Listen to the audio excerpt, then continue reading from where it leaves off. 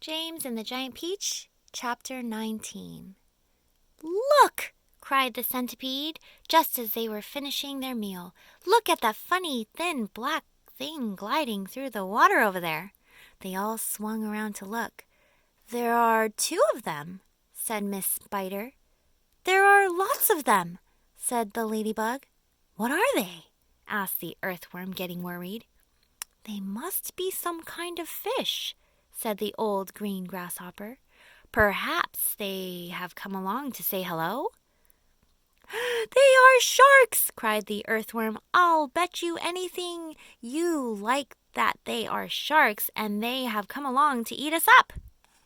"What absolute rot!" the centipede said, but his voice seemed suddenly to have become a little shaky, and he wasn't laughing. "I am positive they are sharks," said the earthworm. "I just know they are sharks." And so, in actual fact, did everybody else. But they were too frightened to admit it. There was a short silence. They all peered down anxiously at the sharks, who were cruising slowly round and round the peach. "Just assuming that they are sharks," the centipede said, "there still can't possibly be any danger if we stay up here." But even as he spoke, one of those thin, black fins suddenly changed direction and came cutting swiftly through the water right up to the side of the peach itself. The shark paused and stared up at the company with small, evil eyes. "Go away!" they shouted. "Go away, you filthy beast!" Slowly, almost lazily, the shark opened his mouth, which was big enough to have swallowed a perambulator, and made a lunge at the peach. They all watched aghast, and now, as though at a signal from the leader, all the other sharks came swimming toward the peach, and they clustered around it and began to attack it furiously. There must have been 20 or 30 of them at least, all pushing and fighting and lashing their tails and churning the water into a froth. Panic and pandemonium broke out immediately on top of the peach.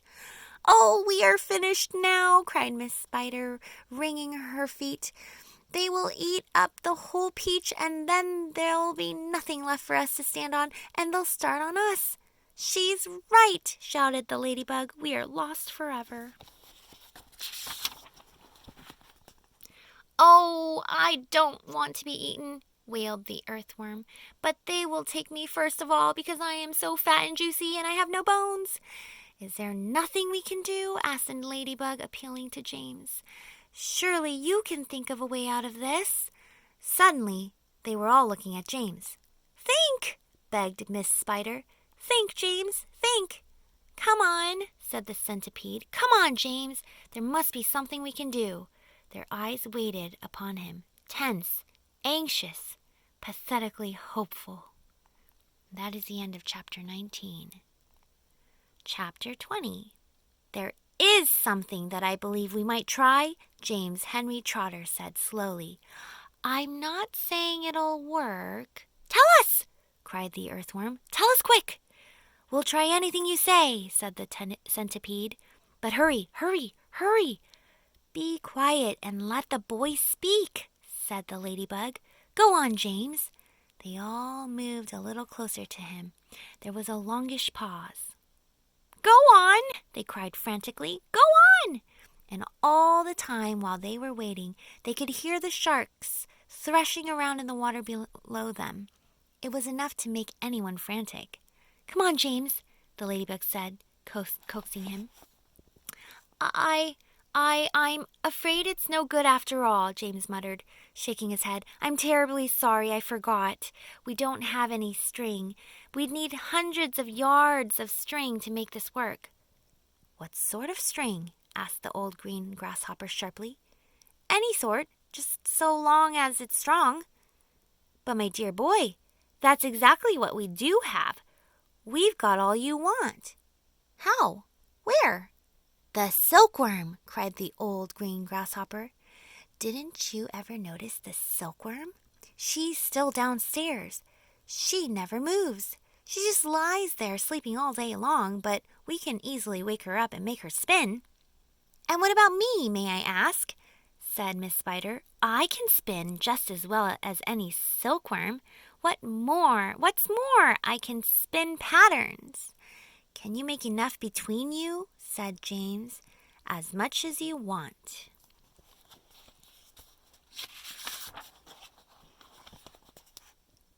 "And quickly."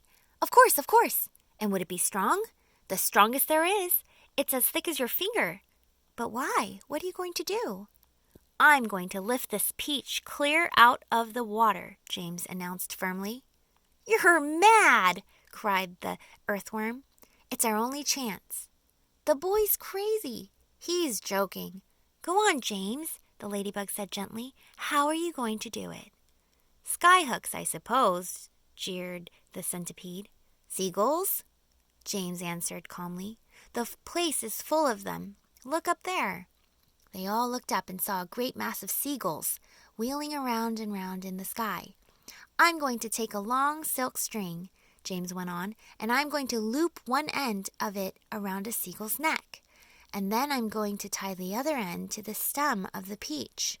He pointed to the peach stem, which was standing up like a short, thick mast in the middle of the deck. "Then I'm going to get another seagull and do the same thing again. Then another, and another." "Ridiculous!" they shouted. "Absurd! Poppycock! Balderdash! Madness!"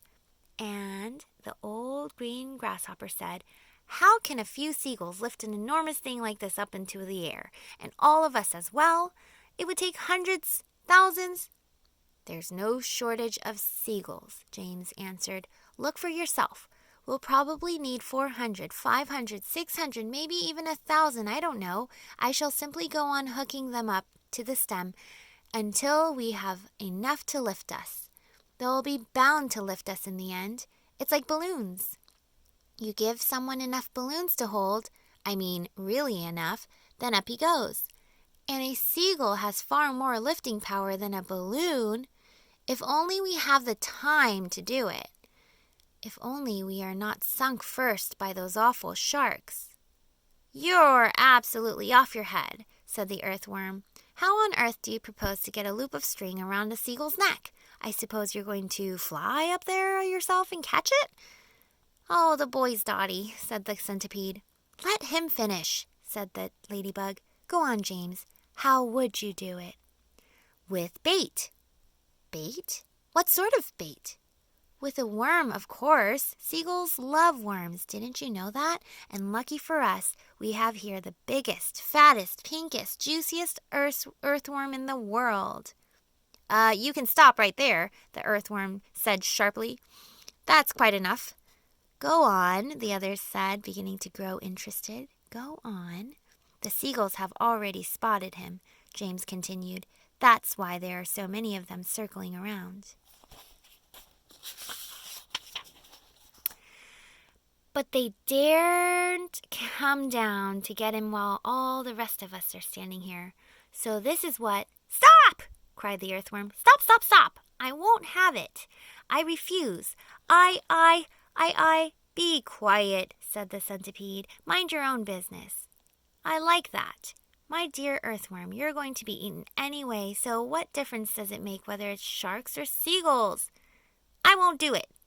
Why don't we hear what the plan is first?" said the old green grasshopper. "I don't give a hoot what the plan is," cried the earthworm.